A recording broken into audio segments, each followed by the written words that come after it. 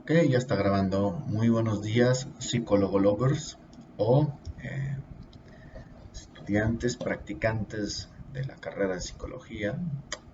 Para aquellos que ya están tomando prácticas o que estuvieron tomando prácticas y que desafortunadamente tuvimos que suspender por, como ya bien saben, el tema del coronavirus.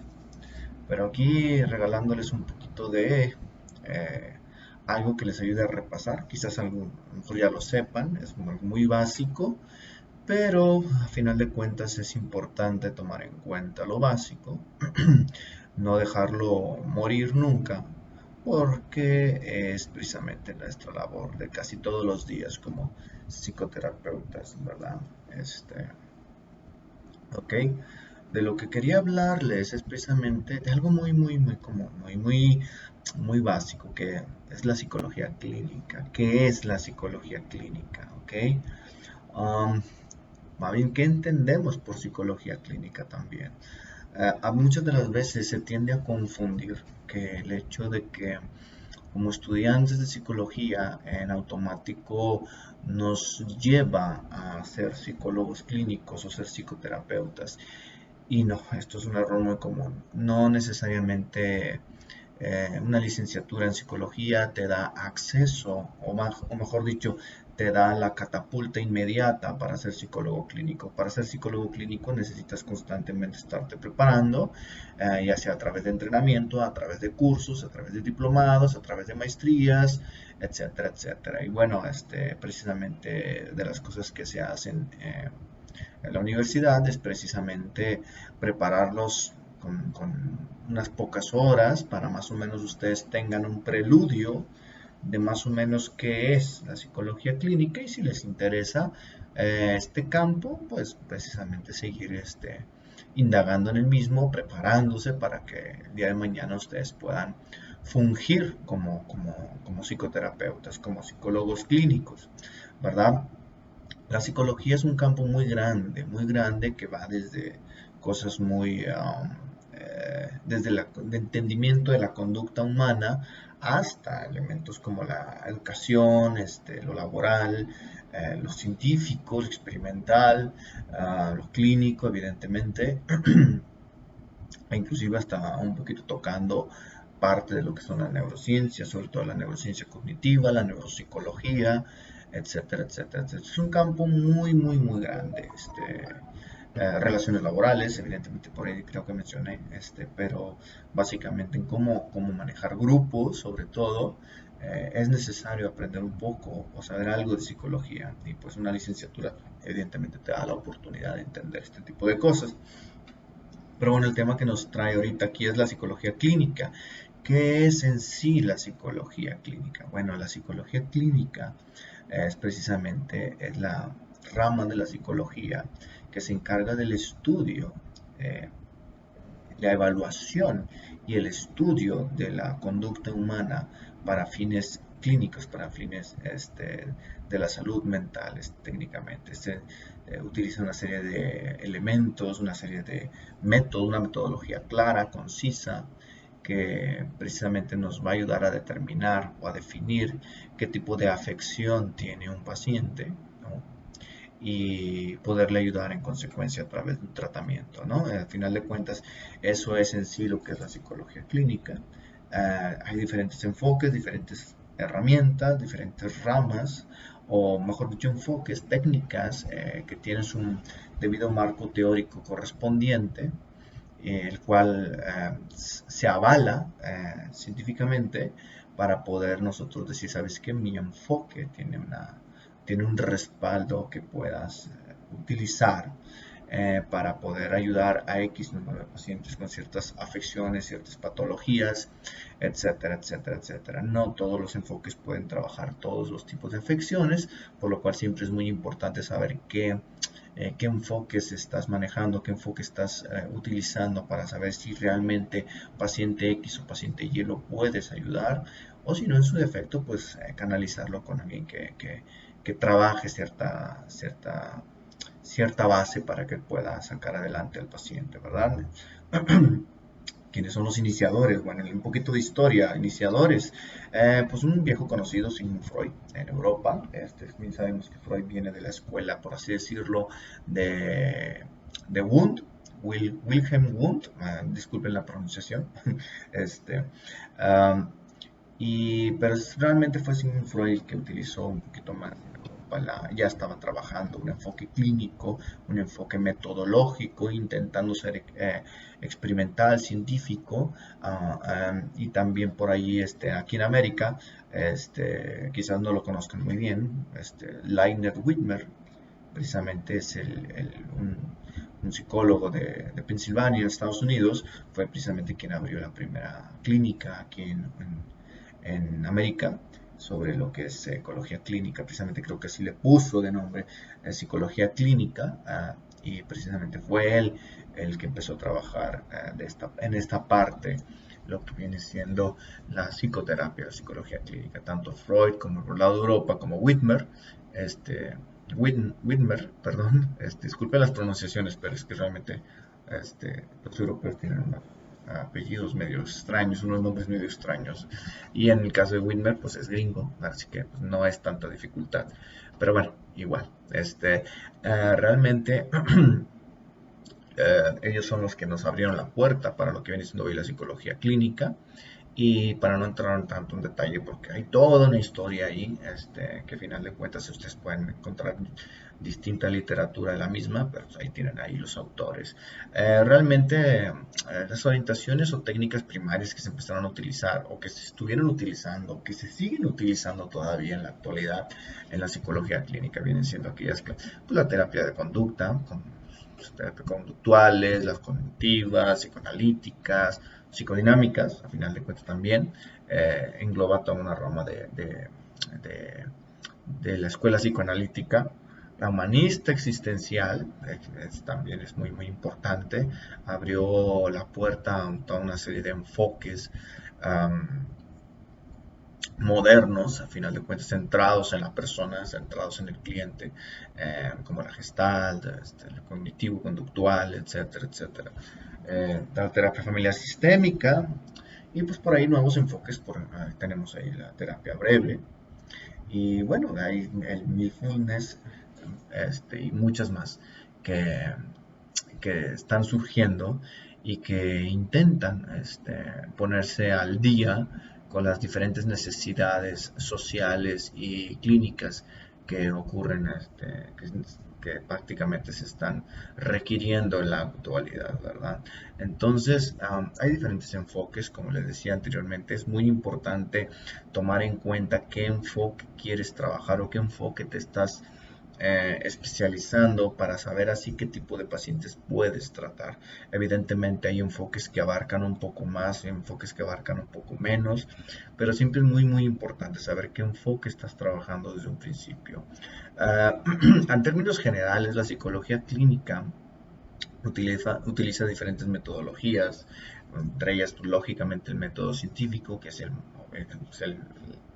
la cuna de toda metodología que se presuma de científica, aunque hay que tomar muy en cuenta que debido a las dificultades y lo ambiguo que es nuestro objeto de estudio, que viene siendo en este caso la mente, que podemos quizás simplificarlo a través de la conducta, a través de las cogniciones, pero aún así sigue siendo un objeto de estudio un poco confuso, complejo, a veces abstracto, difuso.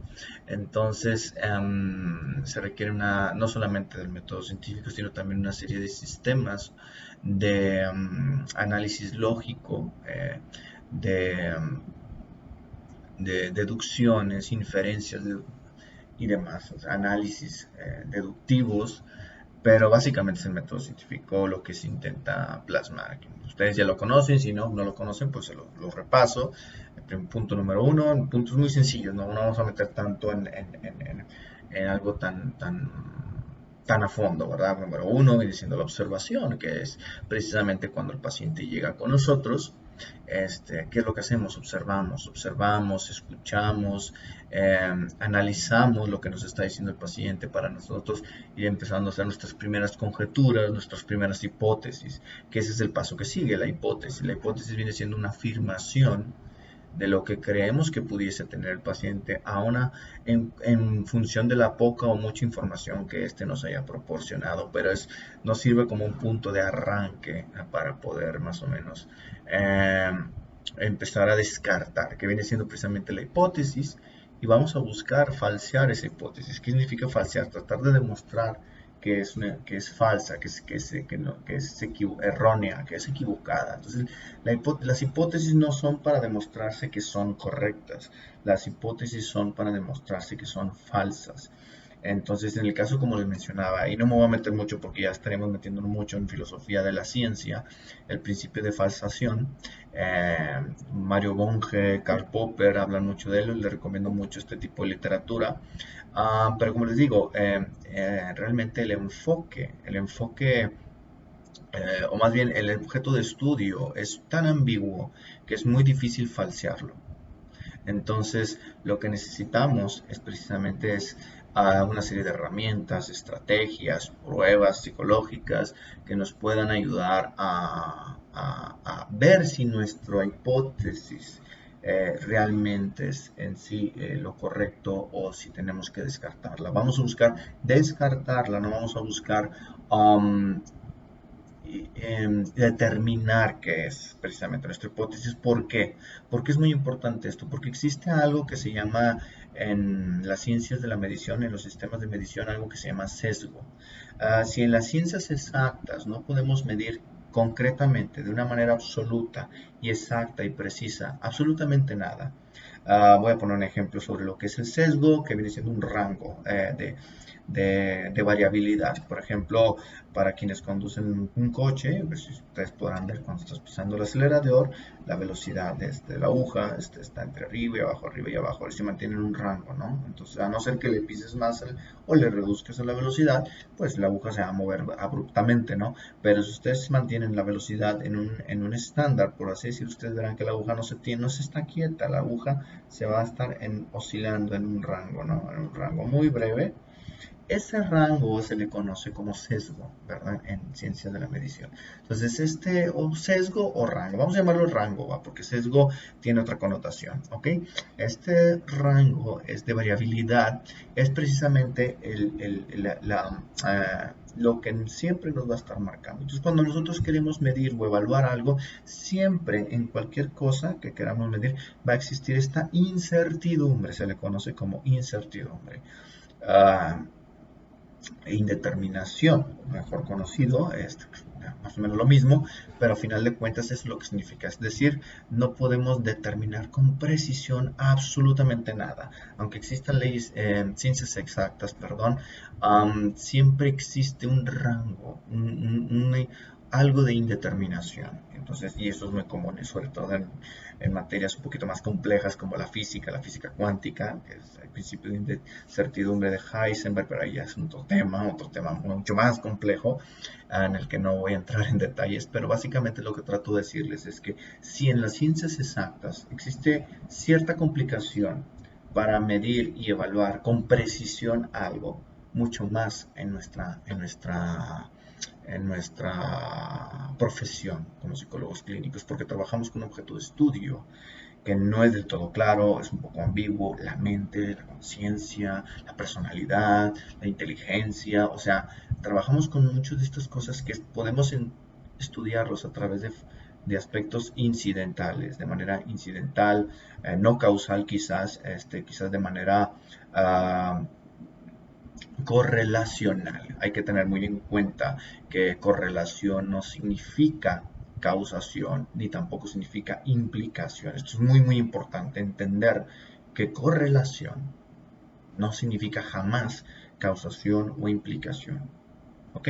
Entonces, teniendo esto en cuenta, tenemos que considerar que los análisis que hagamos o las observaciones o las pruebas que apliquemos nos van a dar elementos de, de evidencia probable de que persona X tenga Y padecimiento o afección, ¿no? Entonces ahí vamos tachando nuestra lista de síntomas, que es precisamente lo que el paciente viene quejándose de qué es lo que le duele, qué es lo que le pasa, etcétera, etcétera. Y nosotros vamos a ir descartando, vamos a ir anotando, vamos a ir descartando. A veces vamos a tener que hacer muchas pruebas, tener muchas entrevistas, mucho trabajo. Entonces es muy importante entender esto, que nuestro objeto de estudio es muy complejo, muy complejo, difuso, y es muy difícil poderlo medir, poderlo evaluar. Entonces ahí se requiere un poquito del ojo clínico conforme vamos adquiriendo experiencia, pero también tiene que ver mucho las herramientas, los instrumentos que estamos utilizando, y entender claramente que un instrumento o una herramienta jamás te va a decir con determinación exacta y precisa que el paciente tiene esto. Te va a dar un rango de probabilidad, o más bien de plausibilidad, de que paciente X tenga cierta afección. Claro, hay unos rasgos de ciertas enfermedades mentales que son muy clásicos, entonces ahí sí podemos inclusive determinar de manera más rápida, ¿no? Pero hay que tomar en cuenta que no todos los casos son así de simples, ¿verdad?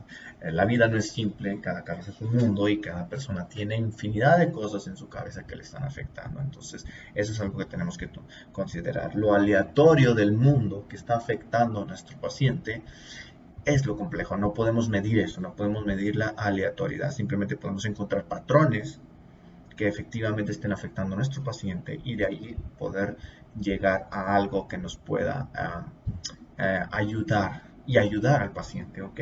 En esta búsqueda hacia el sí mismo, ¿verdad? Entrando un poquito en lo que es lo humanista, ¿no? Sin entrar más en detalles, para ir cerrando, ¿qué tipos? Bueno, utilizamos algo que se llama psicodiagnóstico.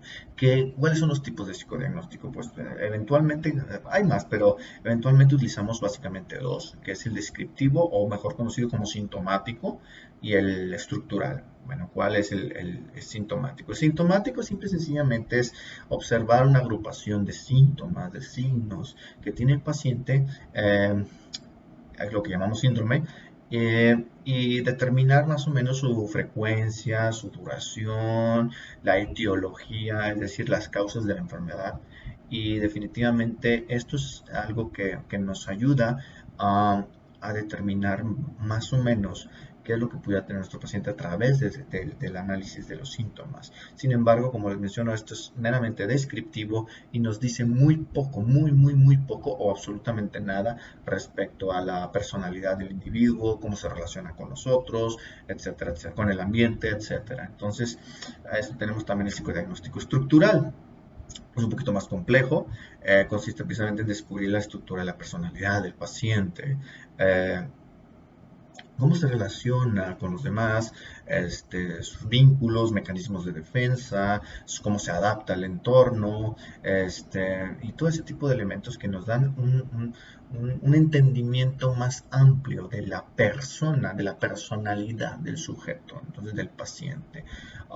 Sin embargo, esto sigue siendo meramente aproximativo, no nos da una definición concreta, algo exacto. Generalmente utilizamos, no sé si se han percatado, utilizamos un poquito de ambos, un poquito de psicodiagnóstico sintomático, de psicodiagnóstico estructural, para tener un poquito más de información sobre el paciente y tener un poquito más de claridad al momento para poder ayudarle con respectivo tratamiento. Y por los tratamientos, pues ya algunos quizás ya los conocen, algunos son muy comunes, algunos no tanto, y va dependiendo en función de las afecciones de nuestro paciente.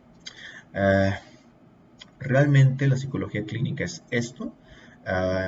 No voy a entrar en detalle sobre el tratamiento porque hay diferentes tipos de tratamiento para diferentes tipos de afecciones, dependiendo también los enfoques, y los enfoques ya los mencioné de manera muy breve, pero básicamente lo que trataba de darles es un resumen sobre lo que es la psicología clínica, entender esto de una manera muy clara, porque a veces nos perdemos un poquito y a veces la falta de práctica nos hace que nos perdamos, pero a final de cuentas lo que quiero transmitirles es que muchas de las veces llegan conmigo y me dicen, es que no sé qué hacer, no sé qué hacer con mi paciente.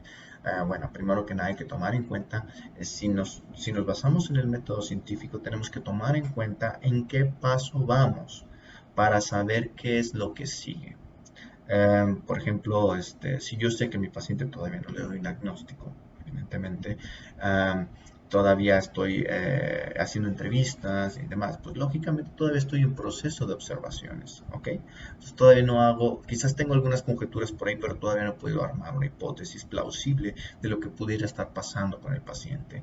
Y probablemente vamos a requerir de mucha ayuda en cuanto a herramientas para poder determinar si, una vez que lleguemos a la hipótesis, si efectivamente lo que nuestro paciente tiene es eso. Buscamos descartar, como vuelvo a aclarar, buscamos descartar, porque es muy importante, que es muy fácil que podamos caer, perdón, en sesgo.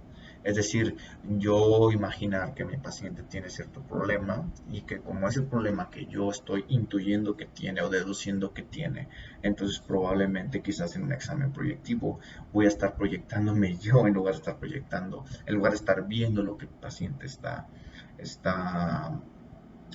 mostrándome, ¿no? A través del análisis de estos exámenes proyectivos. Entonces es muy, muy importante tomar muy en cuenta esto.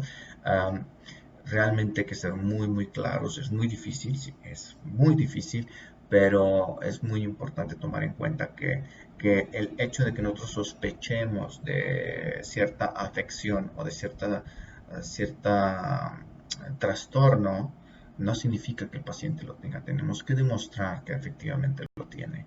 Y para demostrarlo tenemos que falsearlo, es decir, tenemos que encontrar maneras de que no lo tenga. ¿Ok?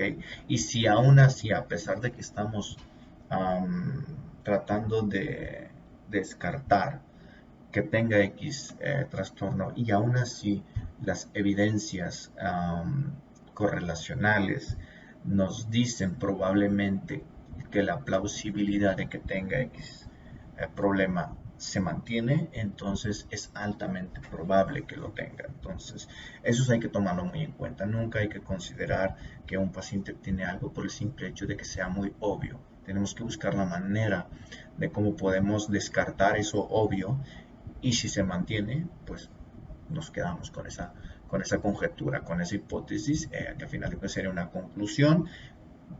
Caemos en el tratamiento puede estar sujeto a cambios, es muy importante esto, sujeto a cambios. La ciencia es autocorrectiva y la psicología clínica no es la excepción. Tenemos que ser 100%, no, sí 100% autocorrectivos, es decir, si alguna conjetura, alguna parte del tratamiento, alguna situación que estemos utilizando no está funcionando, tener la suficiente humildad uh, y ética profesional para poder decir esto no está funcionando, entonces estaría bien cambiar algo, pero para cambiar algo también tenemos que tener bases para cambiarlo y a veces no queda de otra más que utilizar el ensayo y error, que es parte también del método, pero como les digo, esto es parte de la dificultad de nuestro campo, porque precisamente la psicología clínica no es para nada sencilla. Pero bueno, les agradezco y espero les pueda servir mucho este video y les mando un saludo a todos. Bye bye.